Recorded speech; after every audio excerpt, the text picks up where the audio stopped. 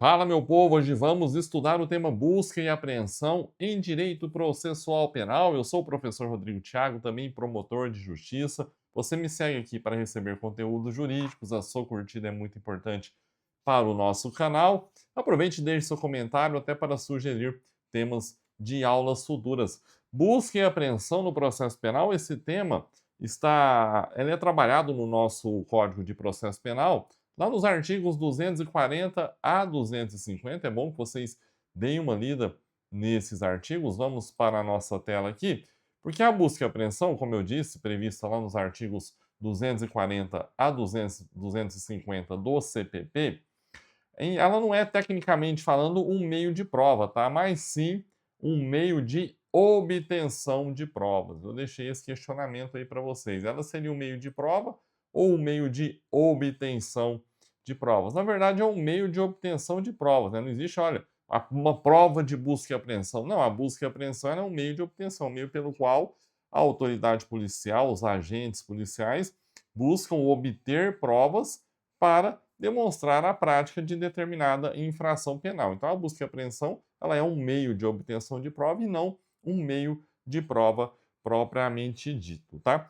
E a busca e apreensão é uma medida que pode ser efetivada em ambas as fases da persecução penal, ou seja, nós podemos ter busca e apreensão tanto na fase investigativa, na fase policial, que é a regra da nossa prática forense, do nosso dia a dia, mas também nós podemos ter a busca e apreensão no curso do processo, também na fase judicial. Não há nenhum óbice legal para que a busca e apreensão seja determinada e realizada no curso do processo judicial já instaurado, tá? Então aqui, modalidades e fases de persecução penal com relação às fases de persecução penal, ela pode ocorrer em ambas as fases, tanto na fase policial quanto na fase judicial. E quais modalidades de busca e apreensão nós temos catalogadas em nosso ordenamento jurídico? Nós temos a busca domiciliar e também temos a busca pessoal. Busca domiciliar e busca pessoal, trabalharemos aqui cada uma delas evidentemente, tá?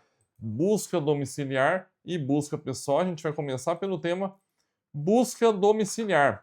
Quando falamos em busca domiciliar, o primeiro dispositivo legal constitucional que nós temos que ter em mente, o mais importante de todos, é o comando estatuído lá no artigo 5º, inciso 11 da Constituição Federal, o qual, vocês devem conhecer já, estabelece que a casa é asilo inviolável do indivíduo, ninguém nela podendo penetrar sem consentimento do morador, salvo em caso de flagrante delito ou desastre, ou para prestar socorro, ou durante o dia, por determinação judicial. Então, nós temos esse comando constitucional importantíssimo que estabelece que a casa é o asilo inviolável e ninguém pode nela penetrar, ninguém pode nela entrar sem consentimento do morador, evidentemente. O morador consentindo está tudo certo, tudo ok.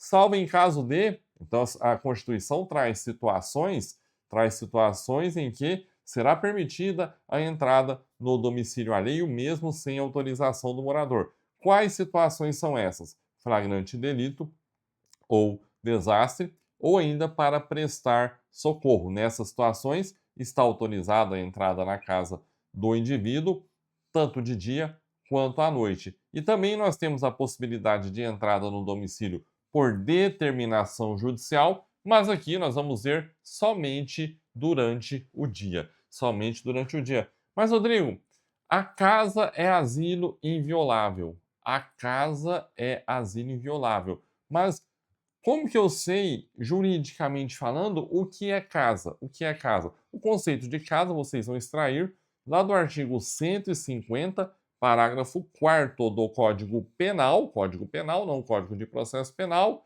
o qual ali disciplina o crime de violação de domicílio. Dê uma lida lá no artigo 150, parágrafo 4º do Código Penal, e vocês vão ver que o nosso conceito de casa aqui, ele é bastante amplo, tá? É um conceito bastante amplo. Tanto é que eu deixo uma pergunta aqui na próxima tela para vocês, que é a seguinte: será que um veículo, um carro, uma Kombi, um caminhão, pode ser considerado como casa? Um veículo pode ser considerado como casa? Depende, tá? Em regra, um veículo não será considerado casa para fins penais. Mas se eventualmente por alguma razão esse veículo estiver sendo usado como uma espécie de domicílio por parte do agente, o que é muito comum no caso dos caminhoneiros, eles usam seus caminhões ali, eles passam noites em seus caminhões, dormem em seus caminhões, ali então esse veículo, a depender da situação, poderá sim ser considerado como casa para fins penais e também para fins processuais penais no que concerne à necessidade de observância dos critérios elencados pela Constituição para ingresso ou não no domicílio do cidadão. Então, tomem nota disso, tá? E o artigo 240 do Código de Processo Penal, ele estabelece que a busca será domiciliar ou pessoal. Eu vou, até prefiro colocar para vocês aqui direto o texto da lei, tá? Vamos colocar o texto da lei aqui já na própria lei para vocês terem aquela memória visual que quem acompanha minhas aulas aqui já deve estar acostumado. Vamos lá. A busca será domiciliar ou pessoal. Parágrafo 1º. Proceder-se à busca domiciliar, que é o nosso tema por enquanto do nosso estudo aqui, quando fundadas razões, temos que ter fundadas razões, autorizem para. Aí tem várias alíneas aqui. Vou ler rapidamente para vocês, mas vocês vão ver, eu sempre brinco, né? Aqui seria tudo inútil, porque nós temos uma última aqui que serve para tudo, mas nós vamos ver. Então, fundadas razões autorizarem para a. Prender criminosos, apreender coisas achadas ou obtidas por meios criminosos, apreender instrumentos de falsificação ou de contrafação em objetos falsificados ou contrafeitos, apreender armas e munições, instrumentos utilizados à prática de crime ou destinados a fim delituoso, descobrir objetos necessários à prova de infração ou à defesa do réu, apreender cartas abertas ou não destinadas ao acusado ou em seu poder, quando haja suspeita de que o conhecimento do seu conteúdo possa ser útil à elucidação do fato, apreender pessoas vítimas de crimes, colher qualquer elemento de convicção. Então a linha H aqui serve para tudo, para colher qualquer elemento de convicção, tá? Colher qualquer elemento de convicção e veja que temos que ter aqui a chamada fundadas razões para a entrada no domicílio alheio. Rodrigo, o que são fundadas razões? Bom, é um conceito muito aberto, um conceito extremamente polêmico. Eu vou falar no final da aula sobre a questão da delação anônima, tá? Mas essas fundadas razões, ela tem que ser analisada muito à luz do caso concreto ali, das evidências que o agente policial, a pessoa que vai efetuar esse ingresso ali no domicílio, fazer essa busca domiciliar, é necessário que ele tenha, nos casos, evidentemente, de prisão em flagrante delito, que ele tenha ali fundadas razões da ocorrência do estado ali de flagrante delito, ou eventualmente de um desastre, ou para prestar socorro, tá? Mas a lei traz isso, fundadas razões, é um conceito extremamente aberto, conceito extremamente aberto. Então, por exemplo, o STJ tem exigido, reiteradas vezes, tá? Que naquele cenário de prisão, em que a polícia invade o domicílio sem mandado, a gente vai ver depois os casos de expedição de mandado judicial aqui, o mandado de busca e apreensão, mas aquela busca e apreensão realizada pela polícia sem mandado, o STJ tem exigido que o policial registre ali por vídeo a eventual autorização do morador ou a situação, o estado flagrancial que motivou essa fundada razão, que tem ali a assinatura do morador quando o policial argumenta, olha, não, nós entramos, mas nós entramos não apenas em razão das fundadas razões, nós tínhamos ali o consentimento do morador. E aí o STJ tem exigido que esse consentimento seja gravado, seja colhido por escrito. O STF não acompanha, não tem acompanhado essa exigência do STJ, até porque essa exigência do STJ, com todo respeito, não conta com previsão legal, tá? Não existe uma exigência legal. Olha, para entrar no domicílio alheio, as fundadas razões devem ser mostradas por isso, por aquilo, por tal, por gravação, por escrito. Não, isso é uma criação do Superior Tribunal de Justiça, que, repito, não tem sido acompanhada pelo Supremo Tribunal Federal. Mas aqui é uma breve síntese sobre o tal do termo fundadas razões, tá? Que é realmente muito aberto e, igualmente, muito polêmico, beleza? Então, o do parágrafo primeiro traz aí essas várias hipóteses que nós acabamos de ler lá direto do texto da lei, tá? Para você, quando a busca e a apreensão, a busca domiciliar poderá ser realizada. E lembrando que a linha H é uma espécie de válvula de escape aqui também, porque ela traz para colher qualquer elemento de convicção, certo?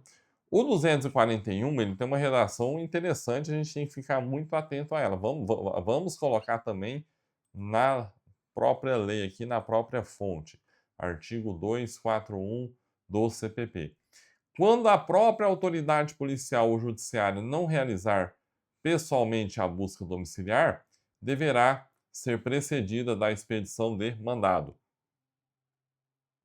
Então, quando a própria autoridade policial ou judiciária não a realizar pessoalmente, a busca domiciliar deverá ser precedida da expedição de mandado.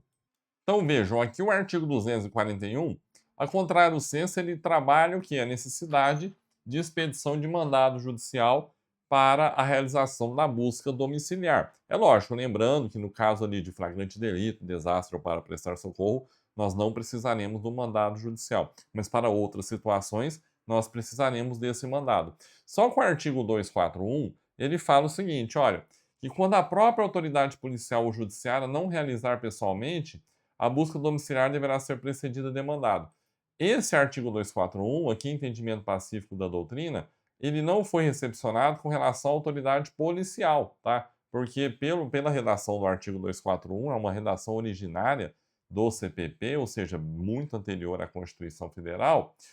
Aqui diz o seguinte, o artigo, olha, a própria autoridade policial, ela pode fazer a busca domiciliar sem um mandado judicial, de forma ampla aqui, o que nós sabemos que não é permitido, tá? Para a autoridade policial realizar a busca domiciliar atualmente, ela precisa do mandado, e esse mandado é expedido por quem? Pela autoridade judiciária, o mandado expedido pelo juiz, tá? E aí a outra parte do 241 fala quando o juiz cumprir o mandado, cumprir a busca domiciliar pessoalmente, é algo que não ocorre na prática, evidentemente, o próprio juiz ir lá dá cumprimento ao mandado de busca domiciliar, nesse caso, pela redação do artigo 241 aqui, ele não precisa de mandado nessa situação, porque ele é o próprio juiz que vai até o local, mas essa medida, além de realmente não ter a gente não vê essa medida na prática, evidentemente, a sua concretização ela esbarraria num outro problema constitucional, que é uma violação ao sistema acusatório. Atualmente, nosso ordenamento jurídico busca prestigiar muito o sistema acusatório, e pelo sistema acusatório, o juiz tem a função de julgar, ele tem que ficar distante da produção probatória, da produção de provas, tá? Então, o juiz que tem que permanecer distante da produção de provas não faz nenhum sentido ele mesmo ir lá até o local e dar cumprimento a uma busca domiciliar, evidentemente, tá? Então, tomem nota disso, dessa inconstitucionalidade do artigo 241 do CPP, no que concerne à possibilidade da autoridade policial realizar a busca domiciliar sem mandado, tá? Coloquei aqui perguntando se foi recepcionada, já expliquei para vocês que não. Lembrando aqui o seguinte, olha, nas hipóteses de flagrante, desastre, socorro e com consentimento do morador, aí sim é possível o ingresso no domicílio da pessoa sem autorização judicial, sem a expedição de mandado, sem a expedição de mandado, e mesmo durante a noite, não dá, né? Ó, tem um estado flagrancial ali, está ocorrendo um crime dentro do imóvel, não dá para falar, não, não, não, deixa o crime acontecer, deixa o crime rolar, amanhã, 6 horas da manhã, quando o sol nascer, nós vamos entrar e efetuar a prisão, né? Não faz nenhum sentido. Olha, tá tendo um desastre na casa, a casa tá pegando fogo, pessoas estão morrendo. Não, não, não, não, não. Deixa as pessoas lá queimando, porque a gente não pode entrar porque é noite. Nós vamos ter que esperar o outro dia. Não, óbvio que não, isso é muito intuitivo. Agora, o ingresso em domicílio mediante cumprimento de mandado judicial, mediante cumprimento de uma ordem judicial, esse sim só pode ser realizado durante o dia. Então, se for para entrar na casa para cumprir mandado judicial, mandado de busca e apreensão, aí o ingresso deverá ocorrer somente durante o dia. O ingresso aqui não poderá ocorrer durante a noite. Aí vem aquela velha indagação. Rodrigo, queridão, o que é dia? O que é dia? Tá aí um conceito que a doutrina não consegue entrar no acordo, tá? Nós temos aqui algumas correntes que eu vou trazer para vocês, tá? Então vamos lá. Lembrando, se for para cumprir mandado, então precisa ser, o mandado tem que ser cumprido durante o dia, tá? E se for flagrante, desastre ou prestar socorro, aí não tem problema o ingresso no período noturno, tá? Mas vamos lá. O que é dia? Nós temos uma corrente que traz um critério cronológico, tá? Primeiro critério que a gente vai estudar aqui é o critério cronológico. Então, o critério cronológico, ele é bem objetivo, tá? Ele não dá muita margem à interpretação. Olha, dia é o período compreendido das 6 da manhã até as 18 horas. Dia é isso. Antes das 6 da manhã é noite, depois das 18 horas é noite. É noite, tá? E aí, muita gente não concordava com esse critério, principalmente quando nós tínhamos ainda o horário de verão, porque 18 horas, mesmo sem horário de verão, em várias regiões ainda é dia, ainda tem sol às 18 horas, mas com o horário de verão mais ainda. E aí nós temos uma outra corrente que fala: não, o critério aqui tem que ser o físico astronômico. O físico astronômico. Então, aqui esse critério é um critério que a doutrina fala assim: olha, aqui dia vai da aurora até o crepúsculo, ou seja, do nascer do sol até o pôr do sol é dia, independente do horário, tá? Dia é do nascer do sol até o pôr do sol. Tem luminosidade solar? É dia, não importa o horário. Essa é a teoria, esse é o critério físico astronômico. Mas nós temos ainda um critério misto. Um critério misto. Vamos marcar aqui o físico astronômico. Nós temos ainda um critério misto. O critério misto, como o nome já é intuitivo, misto ou híbrido, ele mistura as duas teorias anteriores. Esse critério fala assim: olha aqui, amigão, amigona, sabe o que é dia? Dia é o período compreendido das 6 às 18, desde que haja luminosidade solar. Desde que haja luminosidade solar. Então imagina, em determinada região, 6h10 da manhã, ainda está escuro? Opa, não pode entrar, porque a gente usa o critério híbrido. Você até poderia entrar se fosse 6 da manhã, tá? Se fosse 6 da manhã, desde que tivéssemos aqui luminosidade solar. Antes das 6 da manhã, tem luminosidade solar? Não, não pode entrar, porque nós temos um limite aqui, nós temos um piso, que é 6 horas da manhã, e um teto, que é 18 horas. Tem luminosidade solar dentro desse intervalo? Beleza, pode cumprir o mandado. Não tem, fora desse intervalo, vocês não podem cumprir mandado, tendo ou não luminosidade solar. Percebam então a situação.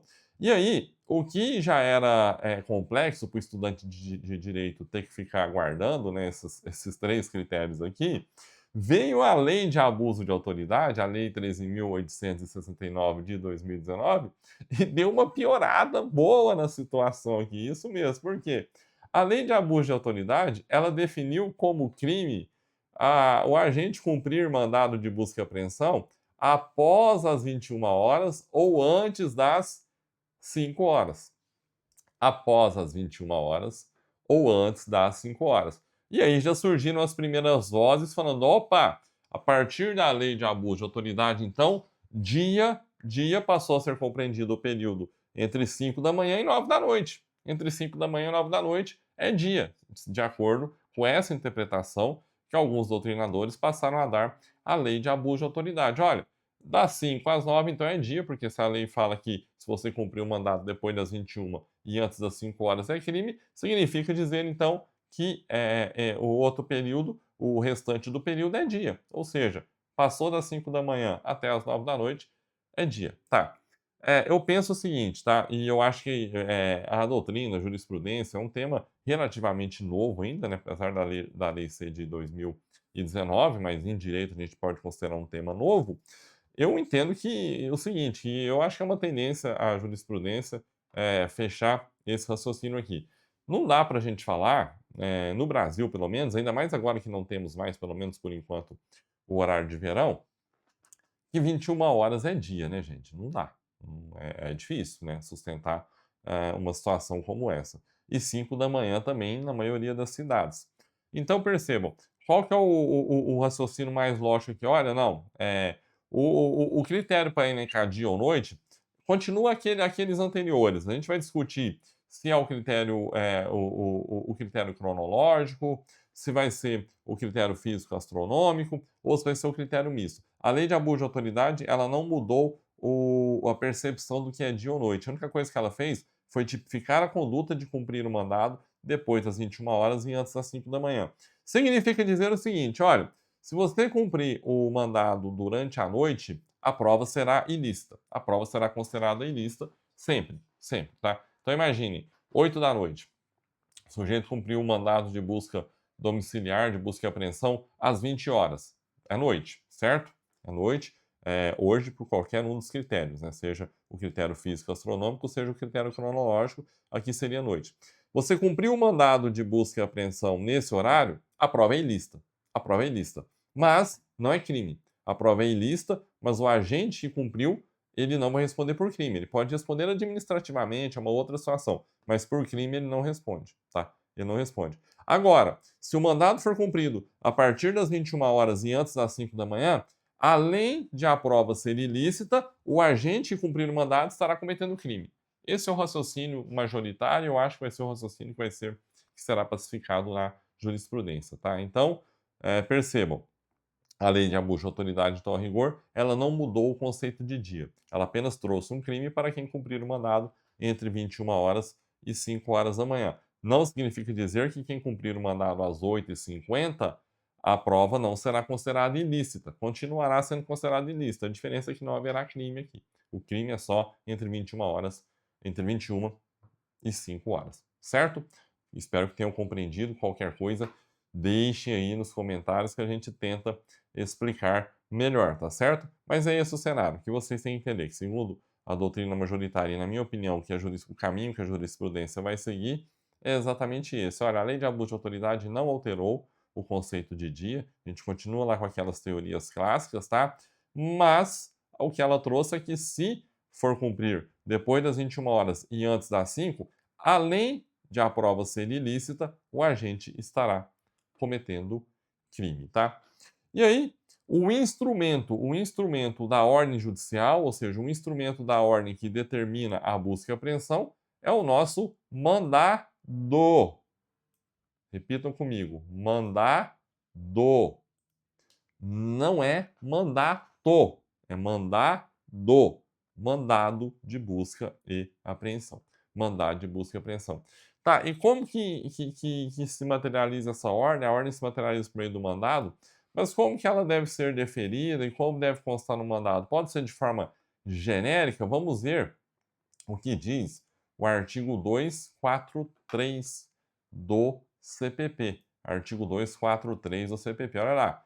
O mandado de busca deverá indicar o mais precisamente possível a casa em que será realizada a diligência e o nome do respectivo proprietário ou morador, ou, no caso de busca pessoal, o nome da pessoa que terá de sofrê-la ou os sinais que a identifique.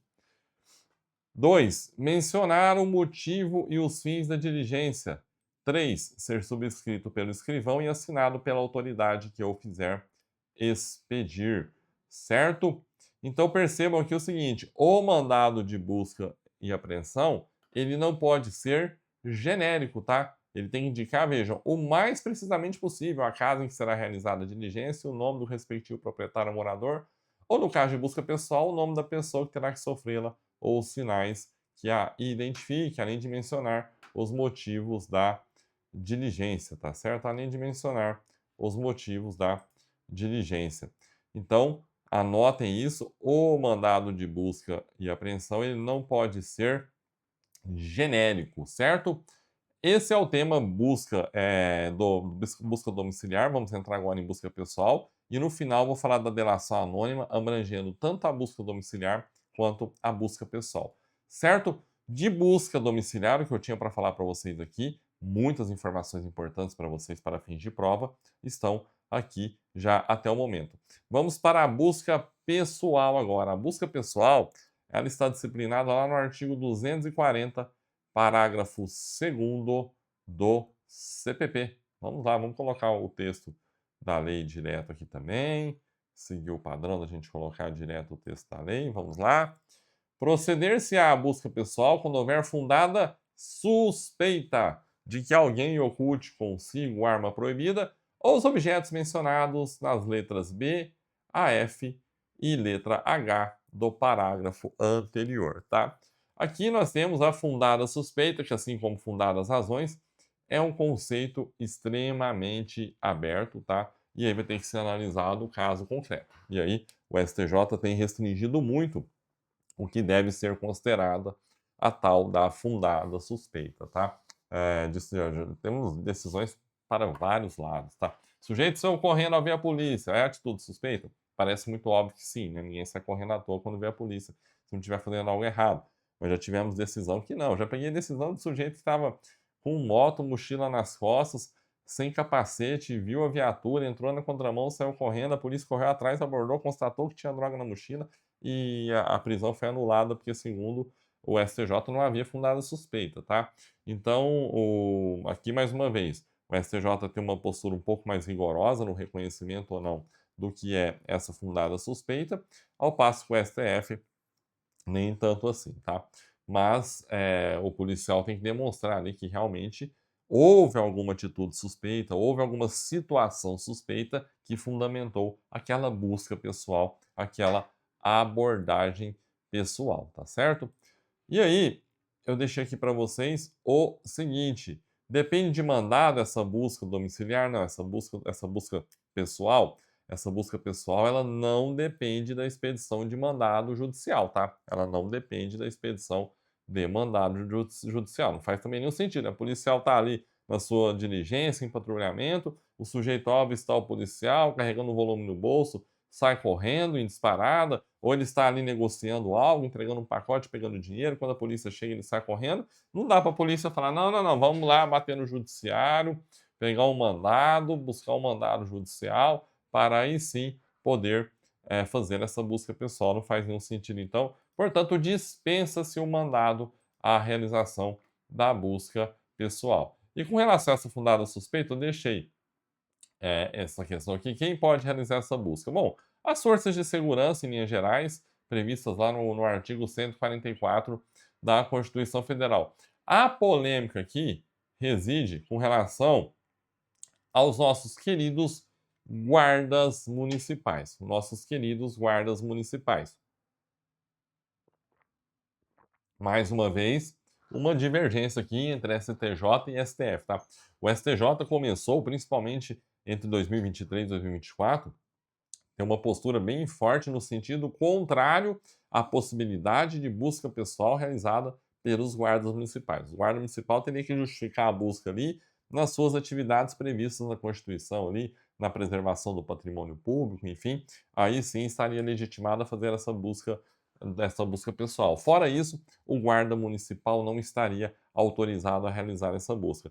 O STF, no entanto, tem caminhado em sentido contrário, o STJ aos poucos, me parece que vem flexibilizando um pouco, seguindo mais o sentido do STF, até porque o Supremo Tribunal Federal tem reiterado as decisões nesse sentido, permitindo a realização da busca pessoal por parte da Guarda Municipal, desde que, evidentemente, haja ali elementos concretos, né, as fundadas suspeitas no sentido concreto.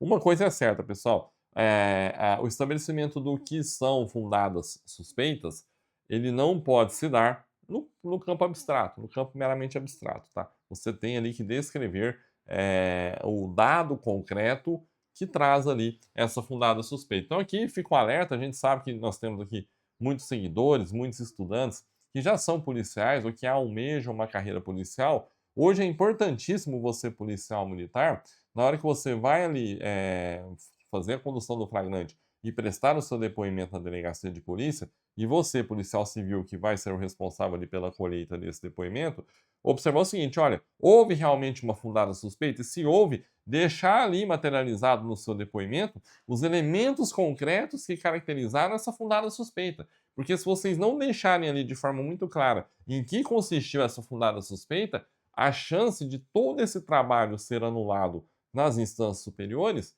é muito grande. É muito grande. Então é importante você, policial, tanto militar quanto civil, que você tenha muita atenção na hora de colocar ali, de prestar o seu depoimento, de colocar o depoimento no papel, evidentemente não inventar, não fantasiar coisas, mas se houve realmente uma fundada suspeita, deixar claro. Não aquela situação, aquele depoimento genérico, isso que gerou também a, a- essa jurisprudência mais rígida do STJ.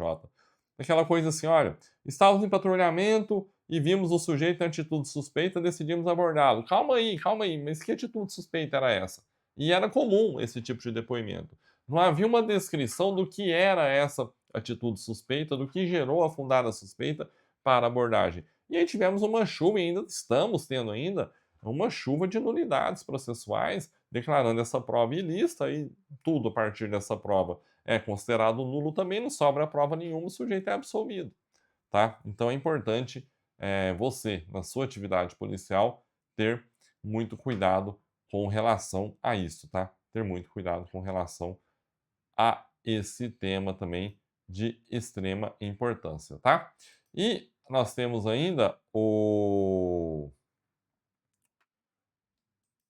a regra trazida no artigo 243, parágrafo 2º do Código de Processo Penal, que diz ali que não será permitida a apreensão de documento em poder do defensor do acusado, ou seja, do seu advogado, salvo quando constituir elemento do corpo de delito. Então, em regra, não é possível a apreensão de documento em poder do advogado do acusado. Em regra, qual que é a exceção? Se esse documento constituir elemento do corpo de delito. Imagina ali, ó, o sujeito está sendo investigado pela prática de falsificação de determinado documento.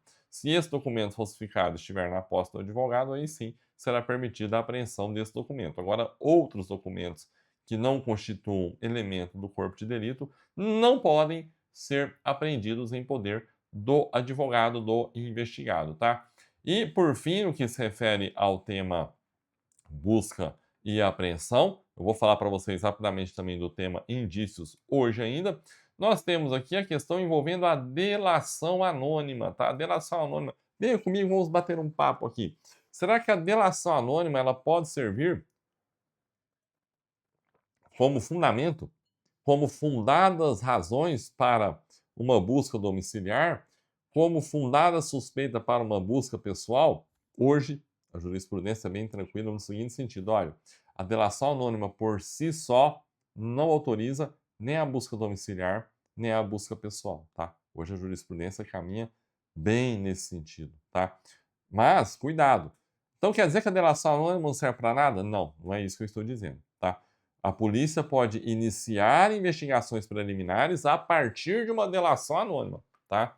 E aí, a partir dessa delação anônima, se ela colher outros elementos que tragam ali para a investigação fundadas suspeitas, fundadas razões, fundadas suspeitas para a busca pessoal, fundadas razões para a busca domiciliar, aí sim, você conjugando a delação anônima com os elementos colhidos nessas investigações preliminares, poderemos ter a busca domiciliar e a busca pessoal, tá? Aliás, o 42º exame da OAB, na peça prática, era uma resposta à acusação. Uma das teses era a nulidade da prova, porque a polícia ingressou no domicílio do investigado lá, no caso trazido pela OAB, com base exclusivamente em delação anônima, o que não pode, realmente não pode, tá? Então, como funciona isso? O que a polícia tem que fazer? O que você, policial, tem que fazer nessas situações? Olha, recebeu delação anônima que na casa tal funciona uma casa bomba, uma biqueira lá, um ponto de venda de drogas, tá?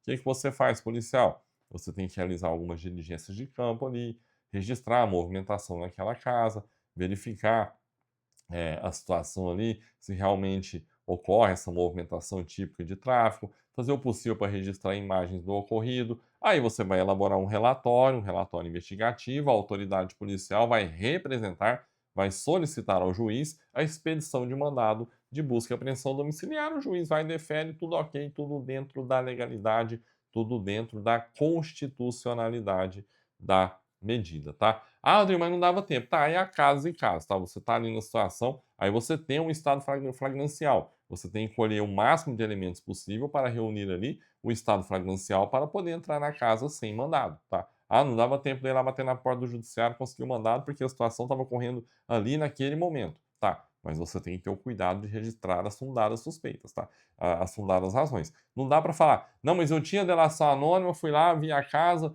vi alguém saindo pelo portão, entrei na casa porque eu tinha delação anônima. Não, aí não pode, aí a prova vai ser nula. Você vai perder seu tempo, vai perder seu trabalho e fora o risco ainda de responder por um abuso de autoridade. Então, tem que seguir realmente esse caminho da legalidade, da constitucionalidade da medida. Então, repetindo, delação anônima de forma isolada não vai servir para você, policial, entrar no domicílio alheio, não vai servir nem mesmo para o juiz deferir uma ordem de busca e apreensão domiciliar. Essa decisão do juiz fatalmente seria anulada pelas instâncias superiores. Imagina o delegado: excelentíssimo senhor doutor juiz de direito, recebi delação anônima que na casa tal, número tal, está ocorrendo comércio de drogas. Sendo assim, requer a expedição de mandado de busca e apreensão domiciliar. O juiz vai e defiro lá, tendo em vista as delações anônimas, defiro o mandado de busca. Vejam, mesmo tendo uma ordem judicial aqui, essa ordem judicial fatalmente será anulada pelas instâncias superiores. Então, tomem nota. Delação anônima não serve para nada? Serve, serve sim. Desde que a polícia, a autoridade policial, realize investigações preliminares a partir da delação anônima, que traga ali para os autos a existência de fundadas suspeitas ou fundadas razões para a realização da diligência, tá? Outro tema importante para a gente trabalhar aqui na nossa, bem rápido, tá? Nessa nossa sequência de aulas sobre provas em espécie, é o tema indícios, que está lá também, esse tema está lá no tema provas em direito processual penal, tá? Indícios nós encontramos lá no artigo 239 do CPP, eu vou colocá-lo na tela para vocês aqui, é um artigo só, capítulo 10 dos indícios, vamos colocar aqui, dos indícios. A lei já traz o conceito de indício, né? Considera-se indício a circunstância conhecida e provada que, tendo relação com o fato, autorize por indução concluir-se a existência de outras de outra ou outras circunstâncias. Considere indício a circunstância conhecida e provada que, tendo relação com o fato, autorize por indução concluir-se a existência de outra ou outras circunstâncias. Essa é a definição de indícios trazida no nosso Código de Processo Penal. A doutrina, ela trabalha indícios em dois cenários, tá? Em dois cenários aqui. Ela trabalha primeiro os indícios como a chamada prova indireta, tá? Que é realmente o que acompanha aqui o texto legal, porque o texto do 239 aqui, se formos parar para pensar, ele trata exatamente de uma prova indireta, né? Olha, uma circunstância conhecida e provada, tem que ser algo conhecido e provado, tá? Tendo relação com o fato. Ele tem uma relação com o fato, mas não é, algo que tenha uma demonstração direta com o fato. Não é algo que seja direto ali relacionado ao fato, mas de maneira mais indireta. Ele tem uma relação apenas com o fato, porque ele vai autorizar por indução, tá? Concluir-se pela existência de outra ou outras circunstâncias. Então, a primeira caracterização dos indícios aqui dado pela doutrina é da prova indireta, que é o texto da lei do artigo 239 do CPP. Então, como que funciona isso aqui? Imagina o seguinte, o que é considerada essa prova indireta, tá? É uma testemunha que não viu o crime, ela não viu o momento, vamos pegar aqui um roubo, tá? Pessoas roubaram ali, entraram, anunciaram um assalto num estabelecimento comercial e saíram correndo. Imagina uma testemunha que não estava no estabelecimento comercial, não viu o momento da grave ameaça, da violência, não percebeu ali o momento que eles subtraíram bens, não percebeu nada. Mas estava a dois quarteirões ali do estabelecimento comercial e viram dois indivíduos correndo em disparada, um deles com um objeto que parecia ser uma arma na mão. Um deles. Vejam, isso aqui é uma prova indireta. A testemunha não estava lá no local do fato, ela não presenciou o crime, a execução do crime propriamente dito.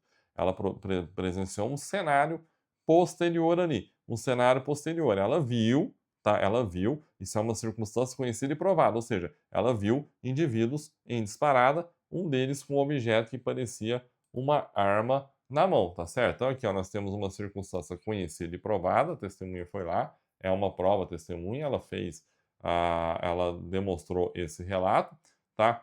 E aí do que ela disse, por indução, é possível concluir a existência de outra ou outra circunstância, ou seja, é possível concluir aqui por indução que essas pessoas que vieram correndo eram as pessoas que estavam lá no estabelecimento comercial cometendo o crime. Por indução, é possível concluir isso. Óbvio, né, queridão e queridona? Óbvio que não dá para condenar as pessoas com base apenas nisso, tá? Apenas nisso, porque a testemunha viu duas pessoas correndo ali, uma aparentemente com uma arma de fogo. Aí o que você vai fazer ali no cenário prático? Você vai conjugar essa informação da testemunha com outros elementos. Olha, as vítimas do roubo. Olha, os sujeitos que praticaram o roubo tinham tais características. Ele estava com uma camisa do Corinthians, nada contra, tá, gente? Estava com uma camisa do Corinthians ali no cenário do roubo e saiu correndo. Uma camisa do Corinthians com a numeração 7 atrás, enfim, da cor tal, e saiu correndo. E aí, essa testemunha que estava a 3, 4 quarteirões, que é a nossa prova indiciária, olha, eu vi dois sujeitos correndo, um com um objeto parecia uma arma na mão, e um estava com uma camisa do Corinthians com o número 7 atrás. Perceberam? Então, aqui, nós vamos conjugar elementos, a pessoa não vai ser condenada, evidentemente, com base apenas nesse indício, nessa prova indiciária de forma isolada. Mas ele pode servir para robustecer, para fortalecer um quadro probatório já devidamente existente ali nas investigações ou no processo, tá? E um outro conceito que a doutrina costuma dar também para os indícios podem ser vistos também como a chamada prova semiplena. Prova semiplena aqui em que sentido? É uma prova, mas ainda que não nos conduz a uma certeza absoluta da autoria delitiva, da existência do fato.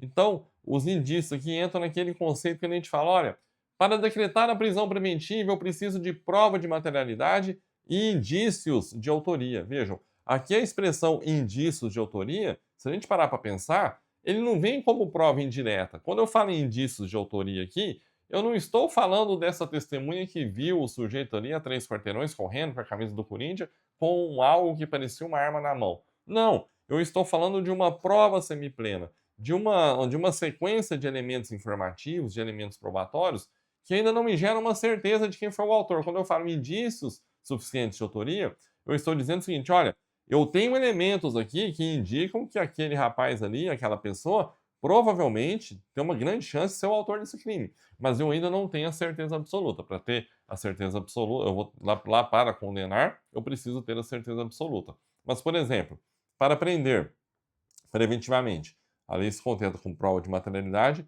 e indícios de autoria. Indícios aqui no sentido de prova semiplena e não no sentido de prova indireta.